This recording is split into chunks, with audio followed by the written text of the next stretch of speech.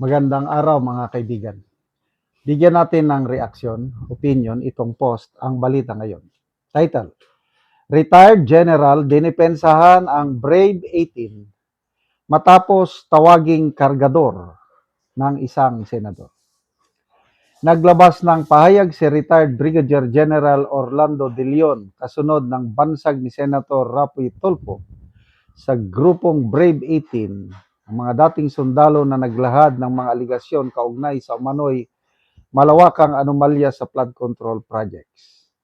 Sa isinagawang consultative meeting ng Gatchalian's Black Senate Blue Ribbon Committee sa pangunguna ni Senator Erwin Tulfo nitong Hunyo 8, tinukoy ni Rapi Tulfo bilang 18 kargador ang grupo ng mga dating sundalo. Ayon kay Tulfo, let me call them 18 kargador kasi nga nagkakarga sila ng mali-malitang pera. Sabi nga nila, yun nga po ang trabaho nila, nagbibitbit, magkarga ng maleta. Ang pahayag ay bahagi ng kanyang pag-question sa kredibilidad ng mga testigo na nagsasabing sila umano ang naghatid ng mga maletang naglalaman ng pera para sa ilang opisyal at personalidad na nadawit sa kontrobersiya. Bagamat hindi direktang pinangalanan, tila pinatungkulan ni De Leon sa kanyang social media post ang paggamit ng salitang kargador ni Tulfo upang ilarawan ang mga dating sundalo. Ayon kay De Leon, ito ang post o pahayag ni General De Leon. Mas marangal na trabaho ang pagiging kargador at basurero kaysa magnanakaw na politiko. Sa poll. Nauna ring nagpahayag ng ilang retiradong opisyal ng militar ng suporta sa mga dating sundalo habang patuloy namang itinatanggi ng mga personalidad na nadawit sa mga aligasyon ng anumang pagkakasangkot sa umano'y anomalya.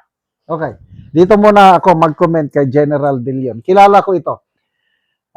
PMA Class 82. Magkaklase kami sa Command and General Staff Course. Nagsimula kami, I think, June of 2003. Nag-graduate kami ng December. Matinong opisyal ito. Bemedaled officer.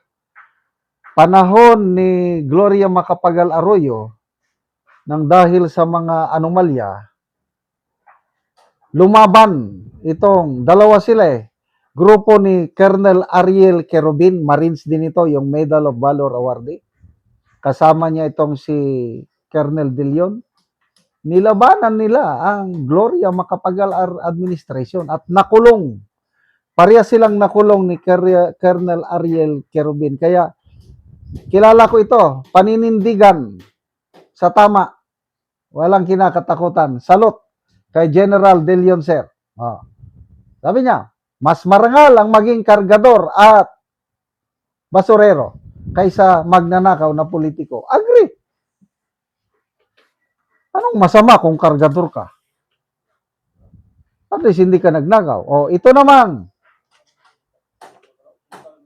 Brave 18 Marines, hindi daw sila maituring na bayani. Huwag daw tayong maniwala. Nagmamakaawa si Rapi Tulfo sa publiko na huwag paniwalaan na mga bayani sila. Hindi, kargador lang yan. Alam nyo, yung pahayag niya na yun, tinawanan. 90% ng mga netizens tinatawanan sa mga post tungkol sa bagay na yun. 90% tinatawanan siya. Kasi marami ang naniniwala sa taong bayan na mga bayani itong Brave 18. Example lang. Bigyan ko kayo ng update. For 2 days, nanawagan ako. Maraming mga subscribers ko na nag-request sa akin na, General, pwede ba magsimula kayo ng fund drive for the Brave 18 Marines? Sabi ko, why not? 2 days na panawagan. Sa dami ng nagmamahal sa Brave 18 Marines, nakaipon tayo ng 125,000 pesos. 2 days lang yan. Nakakatuwa. may mga nagpapadala 5 pesos, 10, 15, 20, mga malilit lang na amount. At ang nakita ko doon, kahit hirap na mga kababayan natin, ba't nagmamahal sila sa Brave 18, nagpapadala out of their poverty. And to me, that's a sacrifice.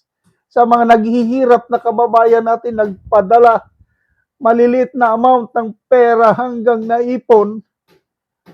Nakapadala tayo kahapon ng 125,000 sa Brave 18 Marines. And then after that, as of now, tuloy-tuloy ang pagpadala. May 25,000 na naman tayo. And by the way, sa mga gustong magpadala, voluntary lang, yung naniniwala na mga bayani, itong Brave 18, welcome ang inyong tulong. Ang laban nila, hindi lang para sa kanila, para sa atin, para sa ating mga anak, apo at future generations. Kaya suportahan natin itong bayaning Brave 18 Marines. Kahit tinatawag silang kargador, never mind. Dito ang GCash number natin. 0966-265-8480. Ulitin ko. 0966-265-8480. So, kargador. So what? Maalala ko tuloy. Nung nag-graduate ako ng college, ang una kong trabaho, utusan ako ng inchik sa Metro Manila. Habang nag-apply ako na maging sundalo, pinasok ako ng aking pinsan sa bodega ng inchik. Nagkakarga ako ng mga, kasi ano yun, factory yan ng t-shirt. So pagdating ng mga tela, mabibigat na karton, kakarga ko. All around. Kargador, janitor, utusan. I am very proud na nagdaan ako ng ganyan trabaho. Kaya huwag niyong maliitin ang mga kargador. Di baling kargador basta may prinsipyo at paninindigan kaysa yung bilyonaryo magnanakaw naman. Salamat mga kaibigan sa inyong pagsubaybay sa channel nito. Nakakatulong kayo ng malaki sa tribong Talanding ng Bukidnon dahil ang income natin sa channel na ito is pantulong po sa tribo. Namimigay tayo ng libreng yero at pako para makapagpatayo sila ng mas maayos na tirahan. Panoorin nyo ang video na ito. Karon na anak ko diri sa gipatindog nga balay ni Kuya Algin Hanyagan. Sumuna ni ang gipatindog nga balay sa barangay Masimag. Sumuna ni ang iyang pag-atupan karon. Sumuna ni ang yero nga gitabang sa iyaha nga iyang makaatop karon.